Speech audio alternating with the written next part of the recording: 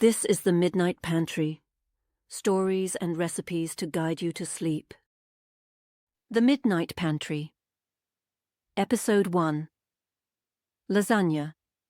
A blanket of comfort.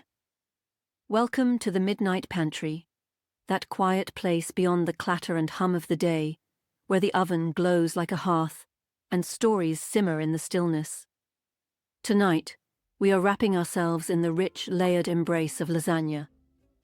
A dish so steeped in memory and meaning, so generous in its comfort, that it feels almost more like a gesture than a meal. But where did this marvel of layers begin?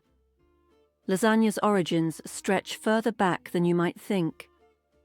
Its name is derived from the Greek word laganon, which referred not to the dish, but to a type of flat pasta sheet, a linguistic inheritance carried through the Roman Empire, where early versions of layered pasta dishes were scribbled into cookbooks like Apicius, a text older than Christendom itself. Yet the lasagna we know today, with its slow-simmered sauces, creamy béchamel, and delicate folds of handmade pasta, was lovingly refined in Emilia-Romagna, that golden-bellied region of northern Italy where Parmigiano is king and time itself seems to slow. Lasagna bolognese, the crown jewel, was never intended to be heavy. It is meant to be a gentle layering. Soft sheets of spinach pasta, lightened ragu, clouds of béchamel, and the snowdrift of aged cheese. It is poetry, not a pile. And yet, lasagna has become so many things to so many people. In the United States alone, it's estimated that over 100 million servings of lasagna are consumed annually. Each one a variation, some a tribute, some a rebellion. You'll find versions with mushrooms and kale, with pumpkin, with smoked salmon, even with tofu. There are keto lasagnas, gluten-free lasagnas, lasagna cupcakes, deconstructed lasagnas, and slow cooker marvels that cook themselves while you sleep. But what brings people back, again and again across generations and continents, isn't novelty, it's the feeling, the warm, grounding comfort of lasagna done properly.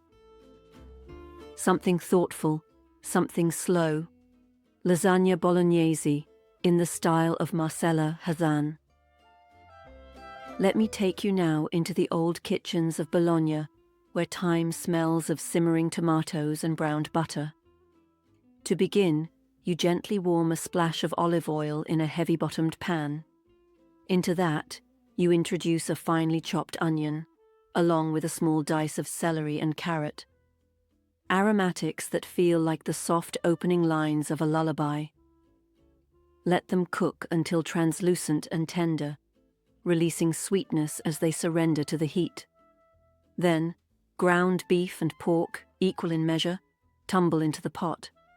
Break them up softly with your spoon. You don't want aggression, just coaxing. The meat browns gently, its edges catching a little gold. Here comes the milk. Yes, milk. Poured in slowly like a secret. It mellows the meat, tempers its intensity, and lends a creamy undercurrent that will hum in the background of every bite. Next, white wine. Dry, floral, just a touch sharp. It lifts the richness, adds dimension, and then slips away.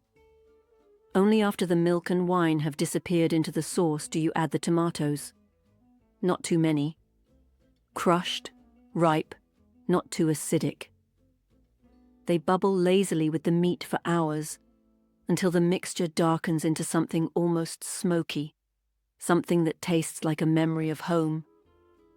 While the ragu rests, you turn to the béchamel, the white sauce that softens every bite. In a smaller pan, you melt a generous knob of butter, then whisk in flour to create a roux, thick and golden, like the start of a promise. Warm milk is slowly stirred in until the mixture becomes a soft, silken stream, a hint of salt, a sigh of nutmeg. This is not a sauce for shouting. It is a whisper.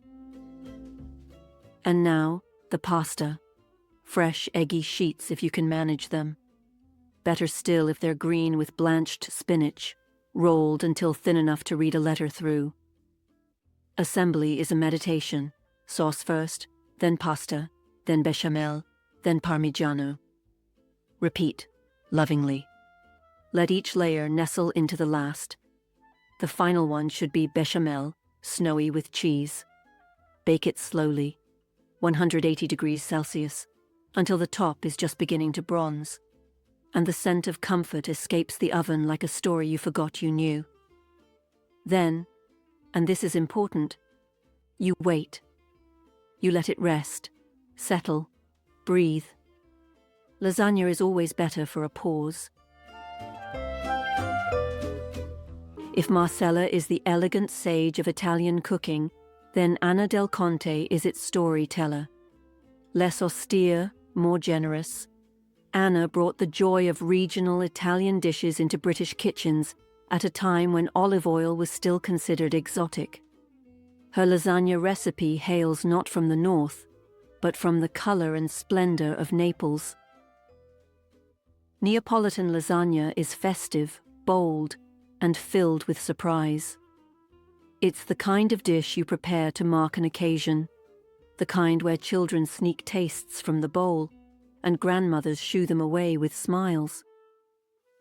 Anna's version is one of my favorites because it doesn't apologize for its exuberance. It leans into richness and laughter and plenty. Neapolitan lasagna with tiny meatballs and ricotta clouds. Now travel with me further south, to Naples, where everything is louder, richer, sweeter.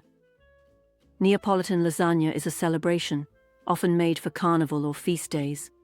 It is riotous and bold, full of indulgent flavors and joyful excess. It begins with meatballs, tiny ones, no larger than a cherry. You take equal parts beef and pork, bind them with breadcrumbs, an egg, a handful of parmesan, a whisper of garlic, and chopped parsley. Form them gently, then fry in hot olive oil until golden and crisp. Set them aside, like little golden pearls of flavor. The sauce begins with onions softened in oil, then whole pork ribs and sausages added to the pan. Let them brown slowly, and then pour in tomato passata, silky, red, smooth. Simmer it low and slow, until the sauce is thick, rich, and humming with depth from the meats. When you assemble, it's a bit of theater. Start with sauce, then pasta, then a scattering of meatballs, a few spoonfuls of ricotta, slices of hard-boiled egg, melting strands of mozzarella, a handful of grated parmesan, and repeat, like a song you don't want to end. It is a lasagna that feels alive with texture. Crunch, cream, chew, melt. Bake it until bubbling, bronzed, and almost indecent. Let it rest. Let it gather itself. And then let it nourish. In the end, whether northern or southern, elegant or exuberant, lasagna is not just food. It is an embrace, a ritual, a remembering. So tonight, as the world softens outside your window and the midnight pantry quiets its rustling, know that lasagna, in all its forms, will always be waiting, warm, layered, and full of love. Thank you for joining me in the quiet hours. Sleep well.